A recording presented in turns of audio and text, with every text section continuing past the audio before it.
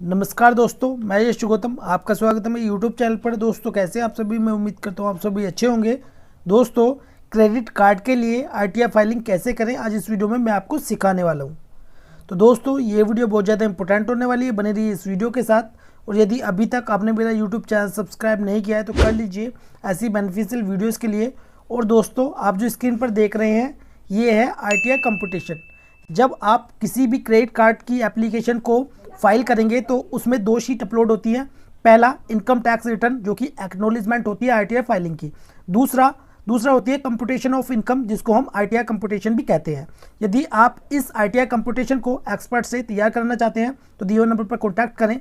और यदि आप एक्सपर्ट से अपनी आरटीआई फाइलिंग भी कराना चाहते हैं तो भी आप कॉन्टैक्ट कर सकते हैं।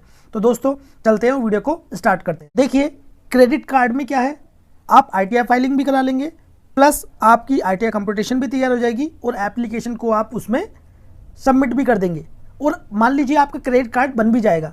लेकिन मैं आपको सजेस्ट करूंगा यदि आपकी इनकम है क्रेडिट कार्ड की इंस्टॉलमेंट भरने के लिए तो ही अपना क्रेडिट कार्ड को अप्लाई करें।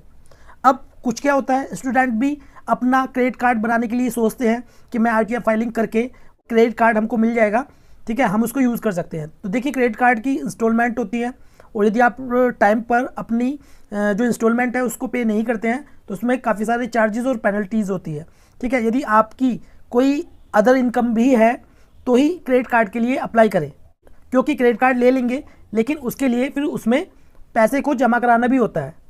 अब बात करते हैं कौन सी इनकम इसमें शो करें। तो देखिए यदि आप एक स्टूडेंट हैं तो आप इसमें अदर इनकम भी शो कर सकते हैं।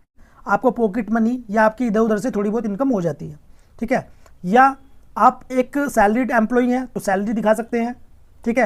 यदि आपका छोटा मोटा बिजनेस भी है तो आप अपना बिजनेस भी शो कर सकते हैं। अब बात आती है कि कितना हम इसमें इनकम शो करें।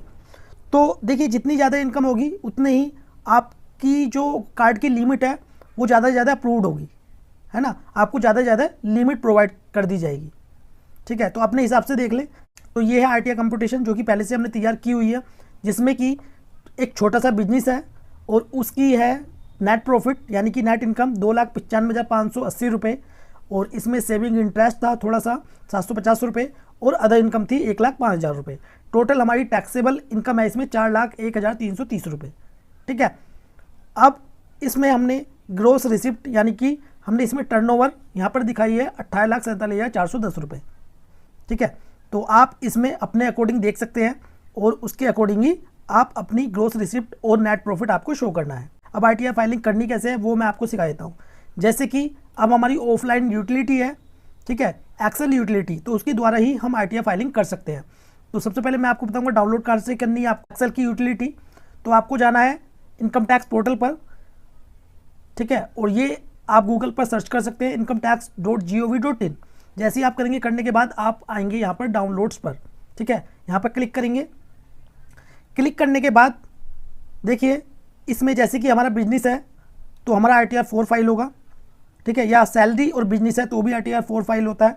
और यदि आपकी सैलरी से इनकम और अदर सोर्सेज से एनी अदर इनकम से आपकी इनकम है तो आरटीआर 1 फाइल हो जाता है। तो हम डाउनलोड करेंगे यहाँ पर आरटीआर 4। जैसे कि आप देख रहे होंगे यूटिलिटी एक्सेल बेस्ड, इस पर क्लिक करेंगे। जैसे आप क्लिक करेंगे ये आपकी सेव हो जाएगी जहाँ भी आप इसको सेव करना चाहें।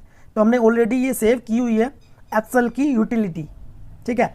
तो आप डायरेक्ट चलते हैं अपने फोल्डर की तरफ। तो दोस्तों ये है हमारी एक्सेल की यूटिलिटी। अब इसको ओपन करेंगे हम। तो हम इसको जैसे ही ओपन करेंगे, ओपन करने के बाद अनेबल एडिटिंग पर यहां पर क्लिक करना है, ठीक है। जैसे ही आप क्लिक करेंगे, क्लिक करने के बाद फिर आपको अनेबल कंटेंट पर क्लिक करना है। तो इसे अब कर देंगे हम ओके। ओके करने के बाद अब हमें क्या करना है, देखिए ये हमारी पर्सनल डिटेल है, ठीक है। और एक काम आपको करना है, आपको जाना है इनकम टैक्स पोर्टल पर, लॉगिन करना है। लॉगिन करने के बाद आपको जाना है ई फाइल में। ई फाइल में जाने के बाद इनकम टैक्स रिटर्न पर, फिर उसके बाद डाउनलोड प्रीफिल डाटा, ठीक है, इस पर क्लिक करेंगे। क्लिक करने के बाद ये आपका सेव हो जाएगा जो कि हमने पहले से ही सेव किया हुआ है। तो हमें इसमें पर्सनल डिटेल डालने की ज़रूरत नहीं होगी, ठीक है, सिर्फ हम इसको अपलोड करेंगे। अब जैसे कि हमने पहले से ही इसमें डाउनलोड प्रीफिल डाटा सेव किया हुआ है तो इसको इंपोर्ट प्रीफिल पर क्लिक करना है। इसको ओके करेंगे। ओके करने के बाद अब जहाँ पर भी आपका डाउनलोड प्रीफिल डाटा होगा उसको इसमें ओपन करना है। तो मैं इसमें करता हूँ ओपन। तो दोस्तों इनकम डिटेल्स में ऊपर की तरफ हमारी पर्सनल डिटेल्स है और जो इसमें आपको फिल करना है वो मैं आपको बता देता हूँ। अब नेचर ऑफ एम्प्लॉयमेंट, ठीक है, तो इसमें यदि आप एक सेंट्रल गवर्नमेंट है तो सेंट्रल गवर्नमेंट आपको सिलेक्ट करना है, स्टेट गवर्नमेंट है तो स्टेट गवर्नमेंट, पीएसयू है तो पीएसयू, पेंशनर्स है तो पेंशनर्स, ठीक है। हम यहाँ पर क्रेडिट कार्ड के लिए आरटीआई फाइलिंग कर रहे हैं। तो आप इसमें यदि सैलरी शो कर रहे हैं, यदि आप इसमें क्रेडिट कार्ड के लिए सैलरी शो कर रहे हैं तो आपको यहाँ पर अदर्स सिलेक्ट करना है, ठीक है। अब जैसे कि फाइल्ड अंडर सेक्शन, इसमें हमारा है ऑन और बिफोर ड्यू डेट। यदि हम ड्यू डेट से पहले आरटीआई फाइलिंग कर रहे हैं तो ऑन और बिफोर ड्यू डेट यहाँ पर सिलेक्ट करना है। यदि आफ्टर ड्यू डेट के बाद है तो आफ्टर ड्यू डेट, रिवाइज्ड है तो रिवाइज्ड। हम यहाँ पर ड्यू डेट से पहले आरटीआई फाइलिंग कर रहे हैं तो हम इसको सिलेक्ट करेंगे।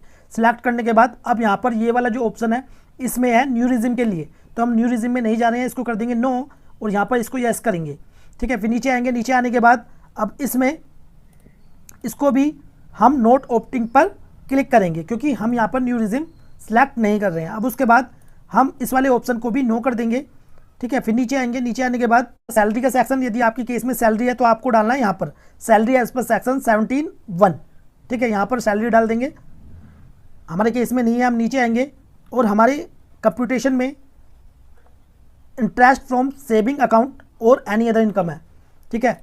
तो हमारा इसमें इंटरेस्ट है, interest from saving bank account, इसमें पहला ही इसमें है, ठीक है। और यहाँ पर डाल देंगे अमाउंट, कितनी अमाउंट है 750 रुपये, 750 रुपये हमने इसमें डाल दिया। फिर उसके बाद है any other income, any other income किस में डालनी है, सबसे लास्ट में एनी अदर है। फिर यहाँ पर आप डाल सकते हैं कमीशन या एनी अदर इनकम, तो मैं इसमें डाल देता हूँ एनी इनकम। फिर उसके बाद कितनी है यहाँ पर डाल देनी है, तो हम देख लेते हैं आरटीआई कंप्यूटेशन में 1,05,000 रुपये, ठीक है, मैंने इसमें डाल दिया। अब नीचे आएंगे, नीचे आने के बाद अब यदि आपकी कोई इन्वेस्टमेंट है तो आपको डाल देनी है, अदरवाइज इसको रहने देना। अब आएंगे हम बिजनेस एंड प्रोफेशन की तरफ। छोटा सा बिजनेस है जो कि हम क्रेडिट कार्ड के लिए आरटीआई फाइलिंग कर रहे हैं, तो हम इसको दिखा रहे हैं 44 AD में, ठीक है। तो बिजनेस का नाम हम इसमें डाल देंगे, तो बिजनेस में आप अपना नाम ही डाल सकते हैं। अब बात करते हैं बिजनेस कोड की, अब बात करते हैं बिजनेस कोड की। तो बिजनेस कोड में देखिए, यदि आप किसी को सर्विस देते हैं तो आप अदर सर्विसेज सिलेक्ट कर सकते हैं, ठीक है। अदरवाइज एक नॉर्मल इसमें बिजनेस कोड है 9028, बिजनेस कोड नंबर है, retail sale of other product, ठीक है, ये आप इसमें सिलेक्ट कर सकते हैं।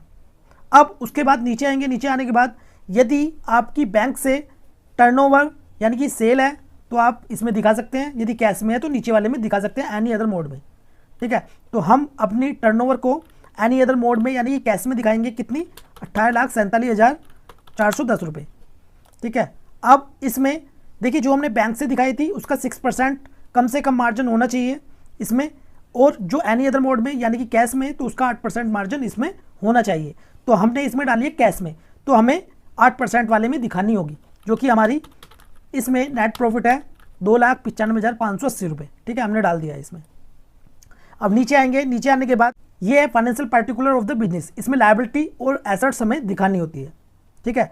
यदि आप एक छोटा सा बिजनेस करते हैं और आपको पता नहीं है तो आपको एक ध्यान रखना है, हमारी लायबिलिटी साइड और हमारी एसेट साइड इक्वल होनी चाहिए, ठीक है। इसमें थोड़ा बहुत डाल सकते हैं, अब जैसे मैं इसमें डाल देता हूँ। फिर उसके बाद इसमें डाल देता हूँ मैं सन्डी क्रेडिटर्स, ठीक है। फिर उसके बाद फिक्स्ड एसेट्स इसमें दिखा देता हूँ मैं। फिर उसके बाद इन्वेंट्रीज, देखिए इसमें इन्वेंट्रीज दिखाना कंपलसरी है, अदरवाइज जब हम इस जेएसएन फाइल को अपलोड करेंगे, ठीक है, क्योंकि इसके बाद एक जेएसएन फाइल यहाँ पर तैयार होगी और वो जेएसएन फाइल हमें इनकम टैक्स पोर्टल पर अपलोड करनी है। यदि हम इसमें इन्वेंट्रीज में नहीं दिखाएंगे तो उसमें एरर आ जाएगा, ठीक है, इसलिए हमें इन्वेंट्रीज में थोड़ा बहुत तो दिखाना ही होगा। तो मैं इसमें डाल देता हूँ थोड़ी सी इन्वेंट्रीज। फिर उसके बाद सन्डी डेटर, तो इसमें मैं डाल देता हूँ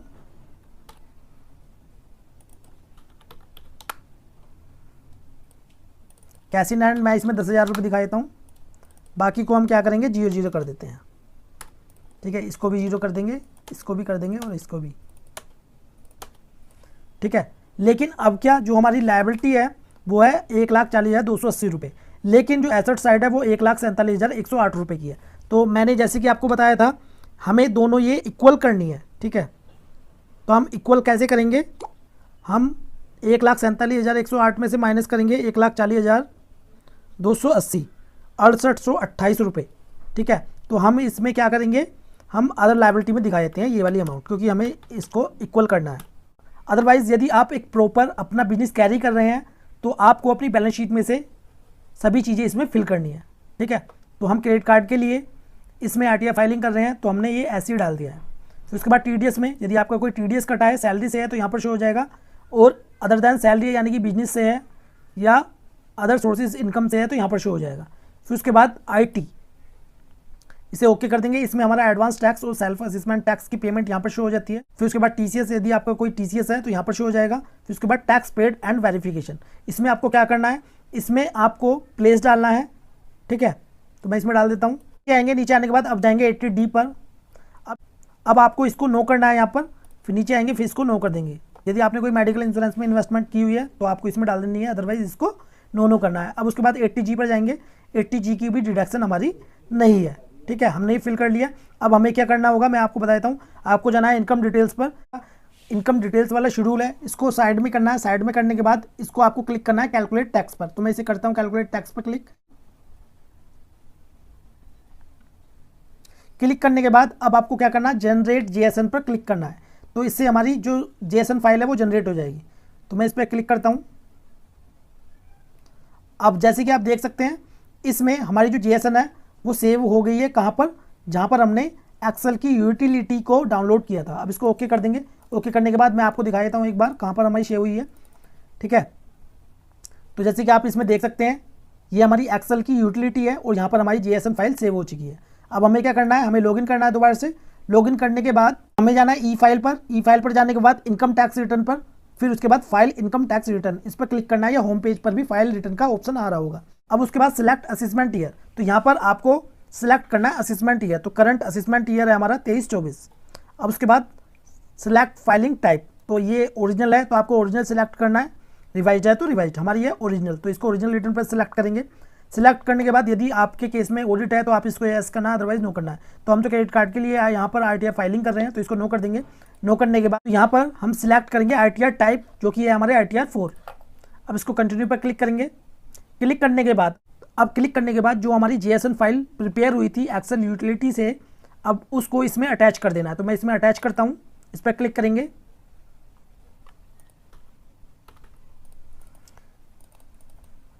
अब जो जेएसएन फाइल है वो इसमें मैंने अपलोड कर दी है। ठीक है, तो जैसे कि आप इसमें देख रहे होंगे वैलिडेशन सक्सेसफुल, यानी कि इस जेएसएन फाइल में कोई भी एरर हमारी नहीं आई है। यदि एरर आ जाती है तो हमको सबसे पहले क्या करना है, अपनी एक्सेल यूटिलिटी पर जाना है और उस एरर को करेक्ट करना है। और जो पहले वाली जेएसएन फाइल हमने सेव की थी उसको हमें डिलीट कर देना है, फिर दोबारा से हमें जेएसएन फाइल को इसमें बनाना है। ठीक है, बाद प्रोसीड टू वेरिफिकेशन पर क्लिक करेंगे। क्लिक करने के बाद देखिए इसमें 3 ऑप्शन आते हैं। पहला है ई वेरीफाई नाउ, तो इसमें आधार ओटीपी से आप अपने आरटीआर को ई वेरीफाइड कर सकते हैं हैंड टू हैंड। अब उसके बाद ई वेरीफाई लेटर, इसमें आप 30 दिन के अंदर अपनी आरटीआर को ई वेरीफाइड कर सकते हैं, लेकिन सबमिट अभी हो जाएगी। फिर उसके बाद आरटीआर भी आप इसको सीपीसी बेंगलुरु भी पोस्ट कर सकते हैं, लेकिन अपनी आरटीआर को वेरीफाइड करने का सबसे अच्छा ऑप्शन है ई वेरिफिकेशन आधार ओटीपी से। ठीक है, तो हम इसको जैसे कि आधार ओटीपी से इसको ई वेरीफाइड करेंगे तो कंटिन्यू पर क्लिक करेंगे। तो जैसे ही हम कंटिन्यू पर क्लिक करेंगे, क्लिक करने के बाद अब देखिए पहला ऑप्शन है हमारा आधार ओटीपी। ठीक है, जैसे ही हम इस पर क्लिक करेंगे, क्लिक करने के बाद इसे कंटिन्यू करेंगे। कंटिन्यू करने के बाद एक ओटीपी जाएगा हमारे मोबाइल नंबर पर जो कि आधार में रजिस्टर्ड है। ठीक है, और वो ओटीपी यहाँ पर डाल देंगे तो ये हमारी ई वेरीफाइड हो जाएगी। उसके अलावा भी इसमें आप डीएससी यानी कि डिजिटल सिग्नेचर से भी अपनी आरटीआर को ई वेरीफाइड कर सकते हैं। फिर उसके अलावा नेट बैंकिंग से भी आप कर सकते हैं इसको, बैंक अकाउंट से भी, डीमेट अकाउंट से भी। ठीक है, तो इस प्रकार आपको आरटीआर ई वेरीफाइड करनी है। ठीक है, इसमें सबमिट भी हो जाएगी, फिर उसके बाद आरटीआर ई वेरीफाइड हो जाएगी। तो दोस्तों इसी प्रकार ही आपको क्रेडिट कार्ड के लिए अपनी आरटीआर फाइलिंग करनी है। और इसमें मैं आपको बता दूं, इसमें आरटीआर कंपटीशन की भी ज़रूरत पड़ती है, जैसे कि मैंने आपको पहले बताया था, क्योंकि आरटीआर फाइलिंग से ही काम नहीं चलता है। और यदि आप आरटीआर कंपटीशन को खुद तैयार करना चाहते हैं तो लिंक मैंने डिस्क्रिप्शन में दिया हुआ है, आप एक्सेल फॉर्मेट को डाउनलोड कर सकते हैं जो कि फुल्ली ऑटोमेटिक है, या अपनी आरटीआर कंपटीशन और आरटीआर फाइलिंग एक्सपर्ट से भी करा सकते हैं। तो मिलते हैं नेक्स्ट वीडियो में, जब तक के लिए जय हिंद जय भारत।